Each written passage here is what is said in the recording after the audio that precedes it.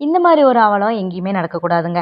7 மாச கைக்குழந்தையோட ஒரு தம்பதி 2 வருஷமா கழிவறையில வசிச்சுட்டு வந்துட்டு இருக்காங்க.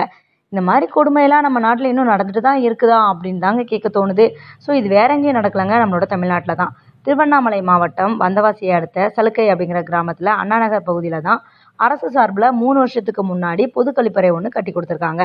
இந்த கழிப்பறையில தான் தினகரன் பொன்னியம்மாள் அப்படிங்கிற தம்பதி கடந்த 2 வருஷமா வசிச்சுட்டு வந்துட்டு இருக்காங்க. இங்குள்ள குளியல் அறையை அவங்களோட படுக்கை அறையாகவும் கழிவறையை பொருட்கள் வைக்கும் அறையாகவும் அவங்க பயன்படுத்திட்டு வந்துட்டு இருக்காங்க. பழங்குடி இனத்தைச் சேர்ந்த தினகரனும் அவங்களோட பெற்றோரும் வசித்து வந்த வீடு 4 வருஷத்துக்கு முன்னாடி மழையால இடிந்து சேதமாயிடுச்சு. இதையடுத்து அவங்களோட சகோதரர் வீட்டில் தான் அவங்க வசிச்சுட்டு வந்துட்டு இருந்தாங்க.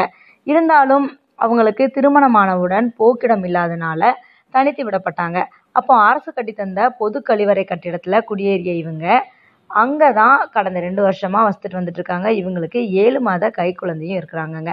ஏழ்மையில வாடக்கூடிய இந்த பழங்குடி இனத்தவரான தினகரன் பொன்னியம்மாள் தம்பதிக்கு வீடு கட்டுத்தர வேண்டும் அப்படின்னு சொல்லிட்டு அங்க இருக்கக்கூடிய மக்கள் எல்லாருமே சொல்லிட்டு வந்துட்டு இருக்காங்க. அது மட்டும் இல்லாம அந்த பகுதியில் இருக்கக்கூடிய சமூக செயற்பாட்டாளர்கள் பழங்குடி மக்களுக்கு அரசு திட்டங்களை பெறுவதற்கான வழியை முறையான அவங்களுக்கு செஞ்சு கொடுக்க வேண்டும். அது மட்டும் இல்லாம படிப்பறிவு இல்லாத காரணத்தால அந்த முறையான அரசு திட்டங்களும் பிரதமருடைய திட்டங்களும் அவங்களுக்கு போய் சேர்றதில்ல. அண்ணாநகர் பகுதியில பழங்குடியின மக்கள் 3 தலைமுறையா வசிச்சுட்டு வந்தாலும் இவங்களுக்கான வீடு போன்ற அடிப்படை வசதிகள் எதுவுமே இல்லை.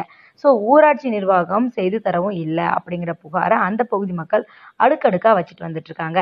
இந்த நிலைமை மாற வேண்டும் என்பதே அந்த பகுதியில் இருக்கக்கூடிய மக்களின் ஒரு மிகப்பெரிய கனவாக இருக்குதுங்க. ஸோ கண்டிப்பா இவங்களுடைய நிலைமை மாறணும் அப்படின்னு நினைக்கிறவங்க இந்த வீடியோவை பலருக்கும் ஷேர் பண்ணுங்க. ஸோ இந்த மாதிரி நிலைமைகள் மாறணும்னா எந்த மாதிரியான அடிப்படை வசதிகள் மக்கள் மத்தியில கொண்டு வரப்பட வேண்டும் அப்படிங்கிற உங்களோட கருத்துக்களை கமெண்ட் செக்ஷன்ல பதிவு பண்ணிடுங்க. மேலும் பல்வேறு செய்திகளை உடனுக்குடன் தெரிந்து கொள்ள நம்மளோட சேனலை சப்ஸ்கிரைப் பண்ணி சைடில் இருக்கிற பெல் பட்டனை கிளிக் பண்ணிடுங்க.